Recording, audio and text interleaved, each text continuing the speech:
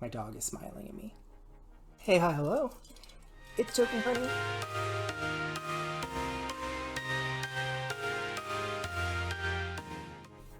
I got my coffee and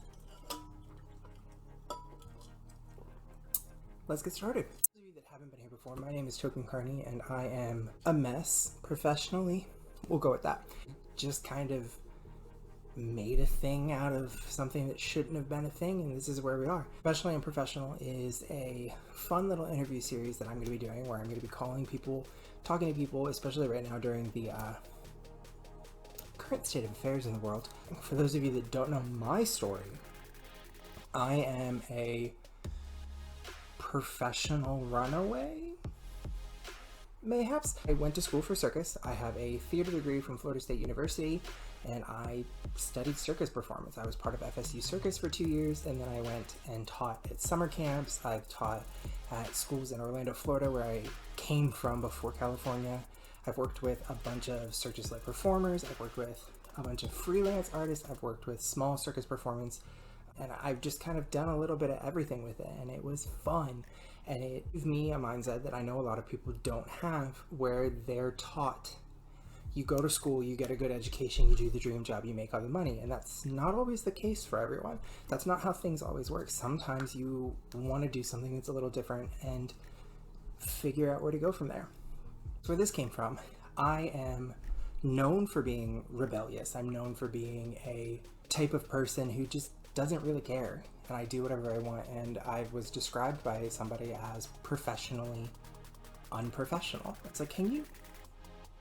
That sounds insulting. Elaborate, please. You're being you unapologetically, and you're still professional, but in the most unprofessional way. Like, you are the type of person who swears, who throws stuff everywhere, who's just a hot freaking mess with everything you do, but you're always organized and on top of everything. Like, how are you so, as I burp, how are you so professionally unprofessional? I wanted to interview people and talk to them about what they do and kind of give you guys the insight to different careers and different things that you can do with your life that may not be the norm, that may not be what you want to grow up and have in your mindset until you realize that's what you want to do. Like, I didn't even know. That's why I knew at like 13 that I was going to run away and join the circus.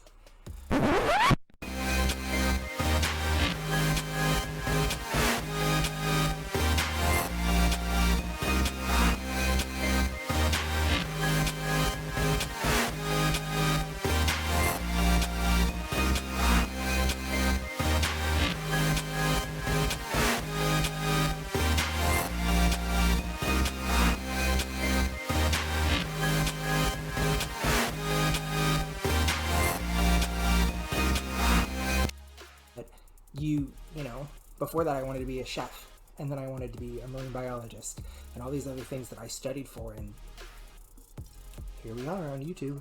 This is an opportunity for you to see that there are other things out there, that sometimes college isn't right for everybody. I think that you should go if you have the opportunity to go. It's a great learning experience, but sometimes it's not right for everybody. Sometimes your career path may not fit into that. So we're going to talk to people who have had their careers fall on them. We're going to talk to people who just realize this is something they love and they're really passionate about, and they've built it out of something. And then I'm also going to have it open where I want you guys to comment and tell me what you want to know. Tell me what type of people you want to talk to. I can interview them, so I can ask them and get them on here. This is going to be a podcast version, and then for those of you watching, you'll actually get to see some behind the scenes footage and things like that. So for one of the people that I have on here that I've interviewed so far, there's going to be some photos of their artwork. Hopefully it's something that kind of opens your eyes and makes you realize maybe I don't need a traditional 9-to-5, or maybe I don't want a basic job. It's going to be a really cool way for everybody to just kind of embrace things and especially in this economy, see what's different and what different things we can do. And I'm going to take you through all of it. So we're going to talk about me right now. First, some of you may know me by my real name, but I don't go by that here because I feel like it's easier to relate to people when you don't have to connect to them. Like, oh, I don't have the same upbringing, or oh, I don't have the same education, all these different things, but you can find that one quality in them and remove the me-ism from it and put yourself in that. So, Token. Plus, it's kind of fun. I've always been Token. In college, this is right at the birth of Twitter, so I'm like aging myself here. So right when Twitter was becoming super popular, we used it in college. It was the way that we kind of like announced everything we were doing. So the group of friends that I was in, we would post it on Twitter, and that's how we did it. And I didn't have a Twitter handle. I was always watching Circus Runaway videos and things like that because, circus. And eventually one day they just walked by and were looking at the computer and they were like, "Are you watching Circus again?" And I was like, "What am I, the Tokencarnie? Like the one circus friend you have?" And it just stuck. They were like, "That's it. That's the name we're using. That's what you're going by." And I've been Tokencarnie ever since. So I've been Tokencarnie since 2008. It's a long time. That's just kind of where everything came from. So, boom. I did theater, obviously, and I've done costume design, I've done makeup design, I've done special effects, I've done lighting, set, I've done everything. My school was really good about teaching everything that you could possibly want to know. But then it kind of occurred to me that I didn't want to be a Broadway performer. I didn't want to be your typical like on stage, and not to shame anybody that does it because that's fantastic. I just wanted something different. I wanted to run away and join a circus. That's what I wanted, and I wanted to be good at it. SU had a circus program, and I did the circus program there for 2 years, and every summer I would go up to a little summer camp called Independent Lake Camp, and I started as a tight wire walker and taught a bunch of other stuff.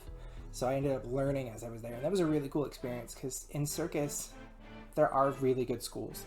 There are really good professional programs that you can take and get a formal degree in it, and then there's like what I did.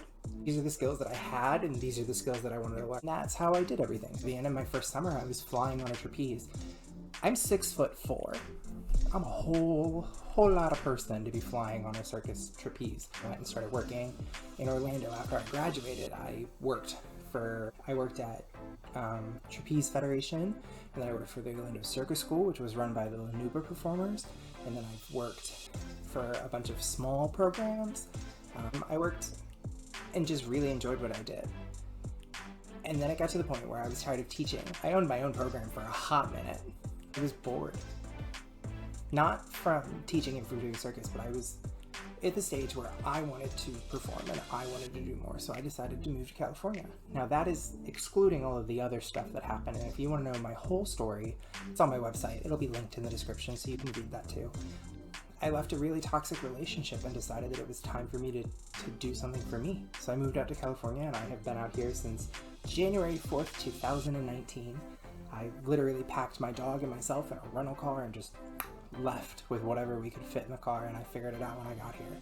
I understand that that's not the case for everybody. Not everyone has the fortitude, strength, determination, whatever you want to call it, a privilege to do something like that, but I had $400 in my bank account. I was sick of where I was, so I decided to change. So I packed it up. My parents were upset. My siblings were like, "We'll miss you," and now I live out in California. Currently, I'm in the San Diego area, but that's not where I was when I first came out here. I was in the Anaheim, which is like it's Disney. I was in California Disney. I was like right by there. I got out here and decided to do stuff, but then I got hurt. I have a spinal injury right now. I have a herniated disc in my spine. I have been out of work since January. It's been a very long time. This is being filmed in June, and I'm still not allowed to do anything. So it's been rough. The whole reason for me moving out here was to be better at circus and be practicing and do stuff, and I'm doing amazing.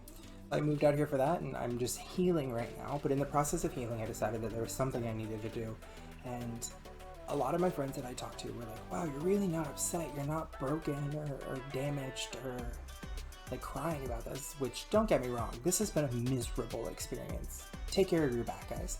It hurts. It's getting better. I'm finally able to walk more than 5 minutes at a time.